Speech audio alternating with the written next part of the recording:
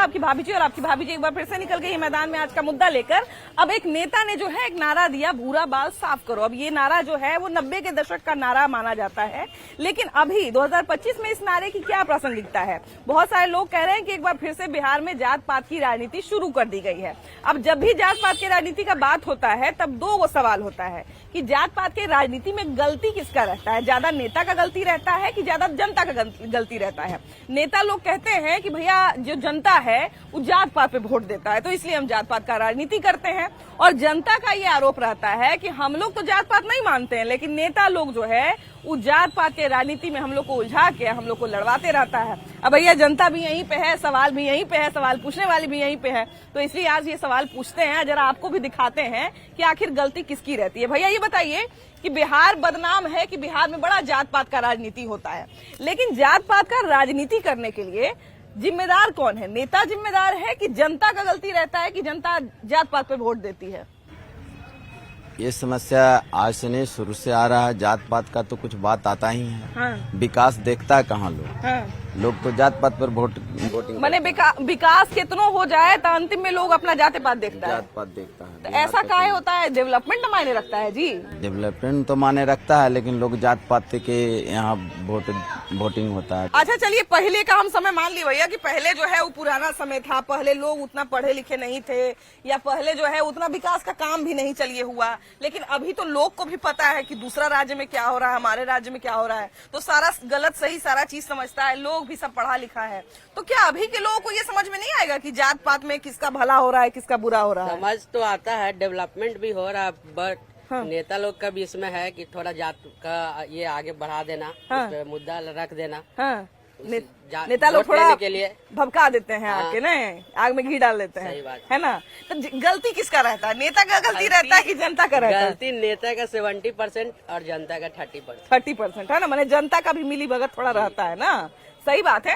बार बार जो है नेता लोग कहते हैं कि जनता जब जाति पर वोट देता है तो हम जाति की राजनीति करते हैं, तो कौन गलती बात है? आज जनता कहती है कि नेताजी करते हैं जात पात। सब नेते के काम है करवाना। हाँ। जितना काम है जनता के बलगला देना, नेता के काम करना। हाँ। नेते करवाता है, असली मुद्दा भूल जाए आदमी, हाँ, वो है ना? सब नेते करवाता है, जनता के लड़वा देता है, ओकरा से ओकरा तो जनता काहे लड़ जाती है? अब तो पढ़ल लिखल लोग है जी, हैं?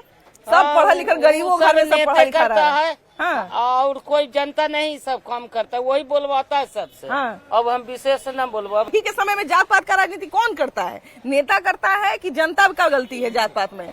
जहाँ भी है जो जात का संख्या है, हाँ। वो अपने जाति के ऊपर है ध्यान देता है कि ना भाई कोई भी रहे पार्टी, हाँ। लेकिन जाति के देंगे वोट। हाँ। विकास की बात को नहीं सोचता। विकास की बात को नहीं सोचता है। तो अभी के समय में प्रासंगिक है कि लोग जाति में उलझ के रह जाए, अब विकास का काम पर ध्यान नहीं दे, असली मुद्दा भूल जाए। भूल ही जाते हैं। भूल जाता है, माने हमारे क्षेत्र में हॉस्पिटल बना कि नहीं, हमारे क्षेत्र में स्कूल बना कि नहीं, ये भूल जाएगा।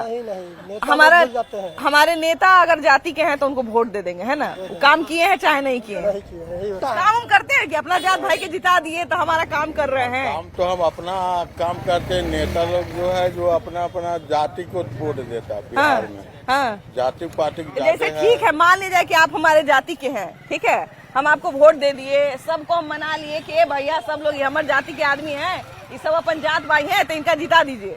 तब मान लीजिए आप जीत जाते हैं तो आप काम करते हैं क्या? भाई हमारा फलनवा जाति जिताया है तो फलनवा जाति का कुछ भला कर देते हैं। वो तो अपना कुर्सी पर बैठे हुए हैं। हाँ। कुर्सी पर जाके बैठ के अपना खर्चा पंखा डलवा रहे हैं। पैसा भी पैसा के लोग में वोट भी देता है। हाँ। वो अपना पंखा के हवा ले रहा है कुर्सी पर ही। हाँ। जनता गर्मी में मर रहा है। वो सब तो मर ही रहा है, सब भूखले प्यासे मरता है। अच्छा देखिए, बिहार, हालांकि बिहार का खाली दिक्कत नहीं है, तो होता है बहुत सारा राज्य में, लेकिन बिहार तनी ज्यादा बदनाम हो जाता है कि बिहार में बड़ा जात पात का राजनीति होता है। लेकिन जात पात की राजनीति का जिम्मेदार कौन है? जनता जिम्मेदार है कि नेता जिम्मेदार है? जनता जिम्मेदार है। जनता जिम्मेदार है। जनता की क्या गलती रहती है? गलती यही है कि विकास के देख करके हम लोग को वोट देना चाहिए, लेकिन जाति पाति से लोग उठ करके वोट देते हैं, इसलिए विकास हो नहीं पाता। हाँ, इधर आ जाइए, आप लोग इधर आ जाइए। हाँ, हम लोग विकास को नहीं देखते हैं, है ना? हम लोग जो है वो देखते हैं कि जाति भाई है तो इसको जिता दिया जाए, बाकी सबको छोड़ दिया जाए, है ना? अच्छा देखिए, जाति पाति की राजनीति में नुकसान सबसे ज्यादा किसका होता है भैया? जात पात का जो राजनीति होता है उसमें नुकसान सबसे ज्यादा किसका होता है? जनता की होती है नुकसान, सबसे ज्यादा जनता की नुकसान होती है। हालांकि जात पात पर वोट नहीं देना चाहिए, लेकिन लोगों का, जनता का यही मर्जी होता है कि हमारा जात प्रत्याशी खड़ा हो गया तो उस पर वोट दे देता है। लेकिन आदमी को प्रत्याशी पहले देखना चाहिए कि कौन प्रत्याशी अच्छा है, अच्छा पर विकास कौन करेगा, इस पर वोट देना चाहिए। लेकिन यहाँ तो ज्यादातर के अशिक्षित लोग हैं, जाति पर हवा उठा देते हैं कि हम जात के हैं, जात के वोट न देगा तो किसको देगा। बिहार की महिलाओं के लिए एक बहुत बड़ी खुशखबरी नीतीश कुमार लेकर आए। 35% आरक्षण भी कर दिए और रिजर्वेशन के साथ साथ जो है वो डोमिसाइल जिसकी मांग बड़ा दिन से हो रहा था वो भी कर दिए। अब देखिए कैसे तो महिलाओं का अगर हम नाम लेते हैं और नीतीश कुमार का नाम लेते हैं तो बहुत सारा हमको योजना याद आता है, बहुत सारा चीज याद आता है। पुलिसकर्मी देखिए अब महिला कितनी सारी भर्ती और उसमें भी 50% आरक्षण मिल गया।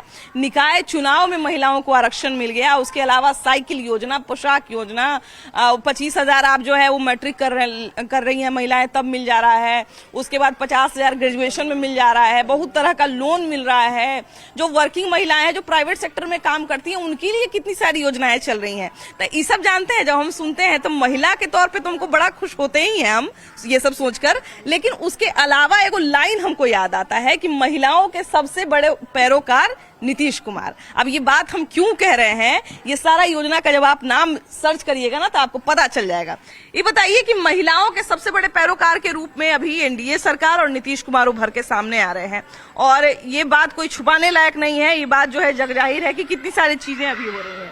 कैसा लगता है जब ये सब बदलाव देखती हैं? तो बहुत अच्छा लगता है। हमारी बच्चियां सुरक्षित हैं, हमारी महिलाएं सुरक्षित हैं और बिहार अग्रसर तेजी से अपना पथ जो है प्रगति पथ पे अग्रसर बढ़ते जा रहा है और उसमें उनका सहयोग है। तो ये बहुत अच्छी बात है।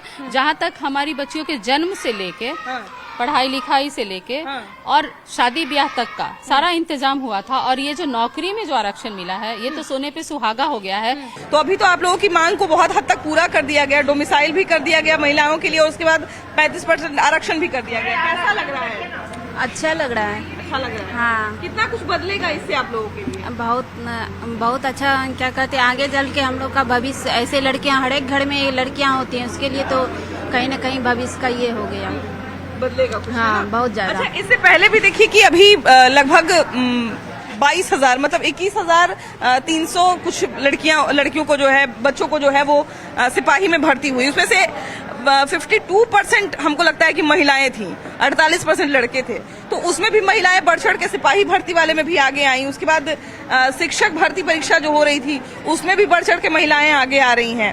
तो महिलाओं की ऐसी भागीदारी जब देखती हैं आप तो कैसा लगता है? हमको बहुत अच्छा लगता है। भविष्य के लिए बहुत अच्छा है। जहाँ भी लड़की अभी भी जो पैदा भी होगा वो भी उसके लिए अच्छा होता है। ये टिप दिया है वो भी अच्छा लगता है। सब चीज बहुत अच्छा है। अच्छा, आप गाँव से बिलोंग करती है कि शहर से? हम गाँव से भी बिलोंग करते हैं। अच्छा, शहरी क्षेत्र में तो हम देखते हैं, गाँव में महिलाओं के लिए कितना कुछ बदला है? बहुत कुछ बदला है। जब आगे 35% जब आरक्षण मिल गया है तो गाँव के लिए भी, महिला के लिए हर चीज बदलेगा ही। उसके पहले भी देखती होंगी कि महिला जो है वो मुखिया के तौर पे, सरपंच के तौर पे, पंच के तौर पे, हर विभाग में ही लड़की लोग भाग लेती है, हर विभाग में ही जाती रहती है, हर विभाग में करती रहती है ये सब। आजकल हम लोग भी देख रहे हैं कि सरकार भी जो है वो महिलाओं को बढ़ चढ़ के हिस्सेदारी महिलाओं की बढ़ा रही है, आरक्षण भी दे रही है। ऐसा नहीं, इतने बहुत लॉन्ग टाइम से फीमेल अभी रह रही है गांव में, घर में रह रही थी। उनका कोई अस्तित्व नहीं था। किनकी मम्मी है, किनकी वाइफ है, इस नाम से जाने जाते हैं। और अब बाहर निकले हैं, उनका सपोर्ट है तो आप लोग को सपोर्ट करना चाहिए, ना कि सवाल करना चाहिए।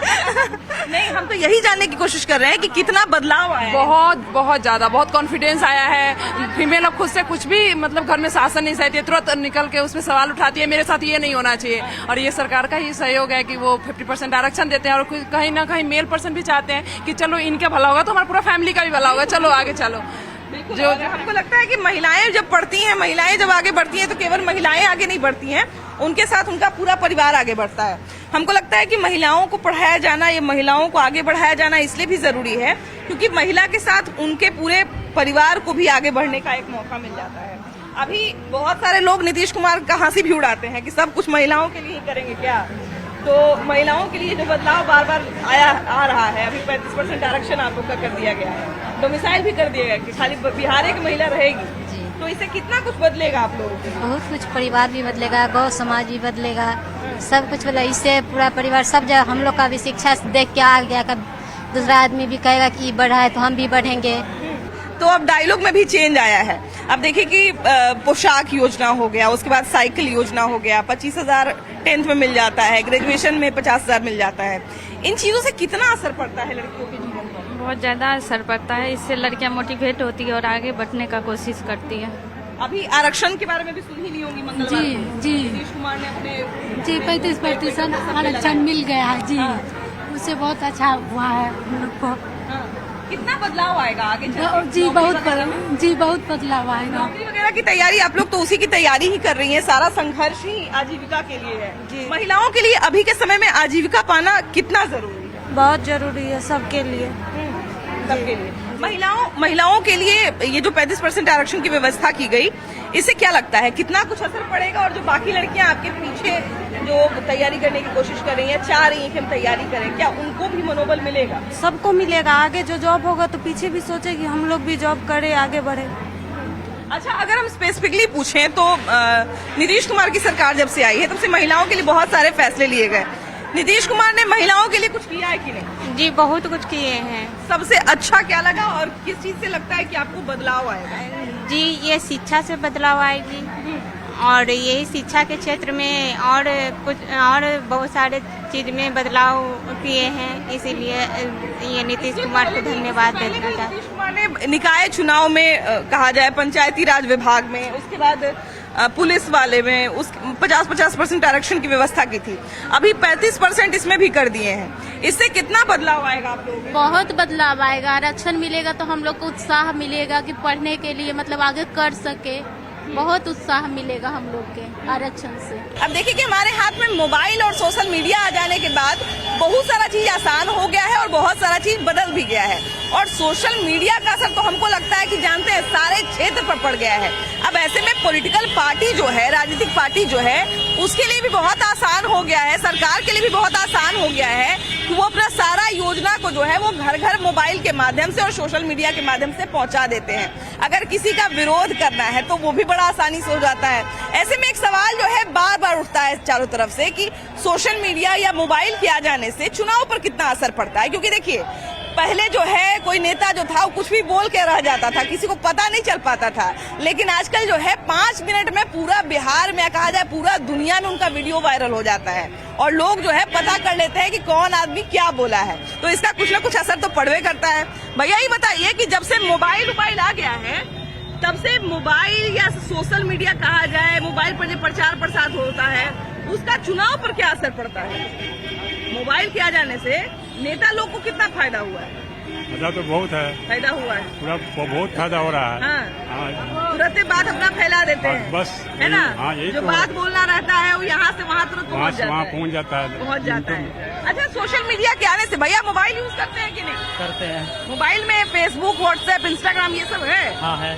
अच्छा भैया ये बताइए कि अभी मोबाइल आ जाने से, जो सोशल मीडिया होता है वो आ जाने से हमारा जीवन देखिए कितना आसान हो गया है ना? सारा चीज जब मन करता है जहां मन वहां का न्यूज ले लेते हैं।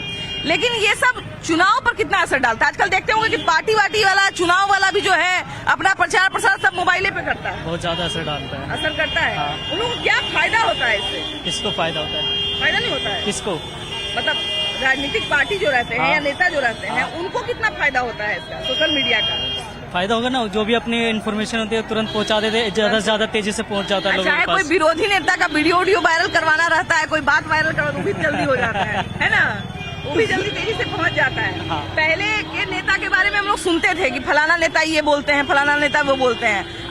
अभी ये सोशल मीडिया के माध्यम से तुरंत पता चल जाता है। हाँ बिल्कुल, है ना? अच्छा, अभी देखिए कि सोशल मीडिया के आ जाने से बहुत सारा बदलाव भी है। भैया आप मोबाइल यूज करते हैं कि नहीं? हाँ। मोबाइल में क्या क्या चलाते हैं? सब चीज, फेसबुक, इंस्टाग्राम, ये सब चीज चलाते हैं। हाँ। अच्छा ये बताइए भैया कि सब फेसबुक, इंस्टाग्राम, व्हाट्सएप ये सब का चुनाव पे कितना असर पड़ता है? बहुत असर पड़ता है। असर पड़ता है? हाँ। कैसे? कोई भी लगा रहा है अभी बीजेपी जीतेगा कि आरजेडी जीतेगा। हाँ। सब लगा रहा है इलेक्शन के बारे में। हाँ। तो उसमें वोटिंग गिर रहा है कौन जीतेगा। आजकल रील्सो देखते होंगे तो उसमें खाली रील्स है मैडम, वही भरा हुआ है अभी। वही भरा हुआ है पूरा माहौल बदलल है। रील्स के चक्कर में इतना है ना कि जो भी देख रहा है वही देख रहा है। अच्छा ये बताइए कि सब जो चुनाव होता है, ये सब पार्टी उटी सब रहता है, तो ये अपना सोशल मीडिया पर भी प्रचार करता है ना, मतलब करता है मैडम, बहुत फायदा होता है कि लोग देख के भूल जाता है। उसके जो अथी रहते हैं, आदमी रहते हैं, वो लोग प्रचार करते हैं, हाँ, फायदा होता है, फायदा होवे करता है मैडम। पहले लोग चुनाव प्रचार करने के लिए घरे घर आता था, अब मैडम मोबाइल से ही हो जा रहा है प्रचार, अब घर जाने की क्या जरूरत है। मोबाइल से हो जा रहा है हाँ, ना। अब अभी आप मोबाइल खोले तो देखिए आपको दिखा रहा होगा कि बीजेपी जीतेगा क्या जेडी जीतेगा। हाँ, बस ये मोबाइल पर सब। अच्छा, मोबाइल और सोशल मीडिया के आ जाने से देखिए कि बहुत सारा चीज आसान भी हो गया है, बहुत सारा चीज बदल भी गया है। भैया ये बताइए कि आजकल मोबाइल वगैरह यूज करते हैं कि नहीं? हाँ, यूज करते हैं। मोबाइल में फेसबुक होता है, व्हाट्सएप होता है, ये सब यूज करते हैं? यूज करते हैं। अच्छा, ये बताइए कि अभी के समय में जो चुनाव लड़ रहे हैं या जो पार्टी है, उन सब पर कितना असर पड़ता है सोशल मीडिया का, मोबाइल का? सोशल मीडिया पे असर पड़ता है। पड़ता है। आजकल देखते होंगे कि सोशल मीडिया पर भी खूब सारे नेता अपना प्रचार करते हैं, हाँ, है ना? कर रहे हैं। नेता प्रचार करते हैं, तो क्या उनको फायदा मिलता है उस चीज का? फायदा भी है उससे। फायदा भी है। हाँ। तो अभी देखते होंगे कि सारा नेता उता भी अपना प्रचार यही मोबाइल से कर देता है। इसका ज्यादा अभी के डेट में मिस यूज ज्यादा हो रहा है, मिस यूज ज्यादा हो रहा है। ज्यादा हो रहा है, ये नहीं होना चाहिए। नेता लोग यूज करते हैं कि मिस यूज करते हैं? मिस यूज अभी ज्यादा हो रहा है, Misuse नहीं होना चाहिए, ये ज्यादा हो रहा है। अभी देख रहे होंगे कि सब जब बना था। अच्छा, एक और बात। रील्स में देखे कि पटना में ये चीज बन गया है ना। नहीं, ये सब सरकार भी अपना सारा योजना का जो है वो प्रचार आजकल मोबाइल से कर दे रहा है। प्रचार तो कर रहा है, बाकी ये सब गलत है। गलत है। बताइए, आज के डेट में शिक्षा पे जो टैक्स लगाया 28%, ये होना चाहिए? नहीं होना चाहिए। शिक्षा जो हुआ, शिक्षा के क्षेत्र में कहता है कि सब चीज हो गया, शिक्षा के टैक्स पे 28% टैक्स लगाया, जो माँ का बच्चा का दूध पे 28% टैक्स लगाया, फंड पे टैक्स, इसमें सही है? नहीं होना चाहिए। तो शिक्षा के क्षेत्र में तो नहीं होना चाहिए। पिछले कुछ दिनों में बिहार में एक ऐसी घटना घटी, और वो भी राजधानी पटना में एक ऐसी घटना घटी जिससे पूरे राजधानी में हल्ला मच गया। डॉक्टर गोपाल खेमका हत्याकांड के बाद पुलिस पर तमाम तरह का सवाल उठ रहा था, कानून व्यवस्था पर बहुत तरह का सवाल उठ रहा था, और उसके बाद देखिए कि बड़ी राहत मिली कि एनकाउंटर भी किया गया, और उसके बाद जो मुख्य आरोपी था उसको भी गिरफ्तार किया गया। अब एक और सवाल और एक मांग भी इसको कह सकते हैं कि अक्सर बिहार में ये मांग उठती है कि जिस तरह से यूपी में एक समय के बाद बहुत क्राइम बढ़ गया था और तब कुछ कठोर कदम उठाए गए, जहां पे जरूरत हुआ वहां पे एनकाउंटर भी किया गया, और उसके कारण कानून व्यवस्था बहुत सारा कंट्रोल में आया। तो क्या उस बेस पे बिहार में भी इस तरह की चीजें होनी चाहिए? आज बिहार में एक एनकाउंटर हुआ, क्या कहते हैं? यूपी में अक्सर कहा जाता है कि एनकाउंटर हुआ और उसके बाद जो है यूपी में कहा जाए कठोर कार्रवाई पुलिस की हुई, उसके बाद कानून व्यवस्था थोड़ा पकड़ में आया। क्या बिहार में भी इस तरह की कार्रवाई की मांग आप लोग करते हैं? एकदम बहुत जरूरी है, क्योंकि जब तक क्रिमिनल अपराधी तत्व के लोग को डर नहीं पैदा होगा, जब तक कानून को डर पैदा होना बहुत जरूरी है। क्योंकि एकदम व्यवसायियों और आम आदमी के लिए बहुत हमेशा दम खुलेआम किसी को गोली से मार देना, किसी को लूट लेना आम बात होती जा रही है। इस पे अंकुश लगाने के लिए तो सरकार को कदम चाहिए, और मैं जो आज की कार्रवाई की गई है, मैं पुलिस के महकमों से बहुत खुश हूँ। इसी तरह त्वरित कार्रवाई करते रहे तो क्राइम पे कुछ हद तक कंट्रोल कर पाएंगे।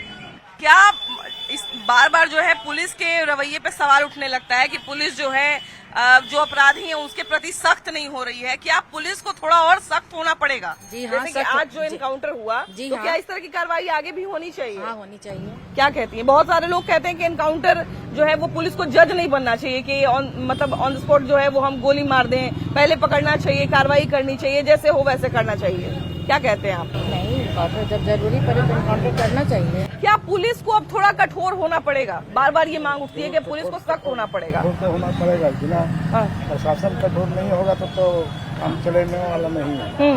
अच्छा, एनकाउंटर क्या एक उपाय हो सकता है?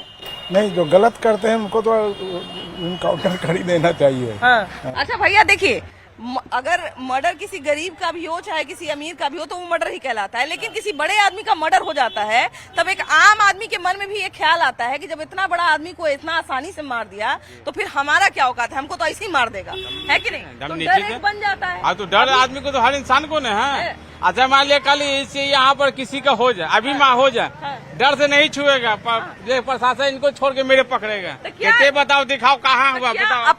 अपराधी का देखिए एनकाउंटर आज किया गया। हाँ, तो एनकाउंटर होना सही है? दम सही है, एनकाउंटर से दम सही है, उससे थोड़ा सा डर आदमी को कम हो जाएगा ना।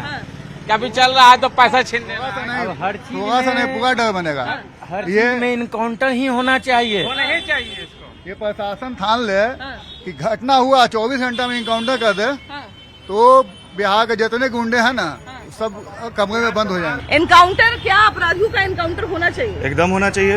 हाँ। यदि आप बात करते हैं ये 3 लाख का, तो वो तो खरबपति आदमी था। हाँ। उसको तो पैसा का क्या बताइए, मतलब है? क्या जरूरत है? करोड़ रुपए का तो उसका व्यापार है। ये भी एक चीज है ना भैया कि देखिए अभी इन्होंने एक बात बोला कि बहुत सारे अपराधी जो है अपराध करके बहुत सारा पैसा हो जाता है तो किसी दूसरे देश में शिफ्ट हो जाए, चाहे किसी दूसरे राज्य में शिफ्ट हो गए, तो फिर उनको तो पुलिस ढूंढ नहीं पाएगी।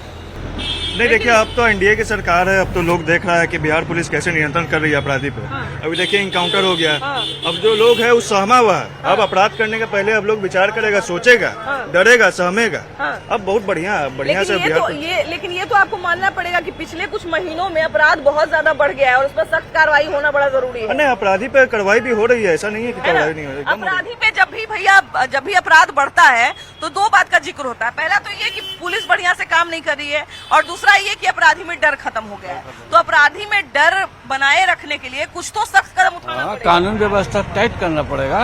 अपराधी को दंड देना पड़ेगा, कड़ी से कड़ी दंड देना पड़ेगा। उसको काउंटर करने में कोई मतलब हिचक नहीं करना, एनकाउंटर करने में हिचक नहीं सहमत है। अच्छा देखिए, एनकाउंटर जो है ना, हम बोले ना कि एनकाउंटर जो है हमेशा अंतिम निर्णय होता है। एनकाउंटर जो है कोई रास्ता, मतलब कहा जाए ना कि पहला रास्ता नहीं होता है कि हम सीधा एनकाउंटर ही कर दें, लेकिन एनकाउंटर जब होता है तो बहुत तरह का सवाल भी उठता है। तो फिर वैसे सवाल से कैसे सरकार डील करेगी? अगर मान लिया जाए ये सवाल उठने लगे कि सरकार जो है वो एनकाउंटर करके अपने मन से अपने तमाम अपराधियों को खत्म करना चाहती है, जिसके मन है उसके एनकाउंटर कर देगी, तो कैसे काम चलेगा? बहुत तरह का सवाल उठता है। सरकार जो है, सरकार पे उंगली उठे चाहे जो भी है, ये गलत चीज है। जो आदमी अपराध किया है वो तो इनकाउंटर कर दिया ना, उसको बीच चौराहे पे इनकाउंटर करना चाहिए, पब्लिक के सामने। अपराधी प्रवृत्ति के जो भी लोग उनका एनकाउंटर किए, वही एक समस्या का समाधान है। और क्योंकि हमको ऐसा लगता है कि पुलिस भी एनकाउंटर करने से इसीलिए बचती है क्योंकि उनको लगता है कि फिर बाद में हम ही पे सवाल उठने लगेगा। क्यों सवाल उठेगा भाई? कि हो सकता है कि अपने मन से कुछ लोगों को चिन्हित करके मार दे रहे हैं। तो अपराधी प्रवृत्ति तो पता चलेगा ना कि वो अपराधी प्रवृत्ति का था। अच्छा देखिए, एनकाउंटर की बात हम बार बार पूछ रहे हैं इसलिए क्योंकि एनकाउंटर एक बार बार बता रहे हैं ना कि एक बहुत बड़ी चीज होती है। ऐसे में एक ये भी सवाल उठता है कि क्या एनकाउंटर से लॉ एंड ऑर्डर को कंट्रोल किया जा सकता है? आपके पास इसका क्या जवाब है? आपके पास इसकी क्या राय है? जरूर बताइएगा। वीडियो जर्नलिस्ट मनीष जुनेजा के साथ आपकी भाभी जी। Bye bye.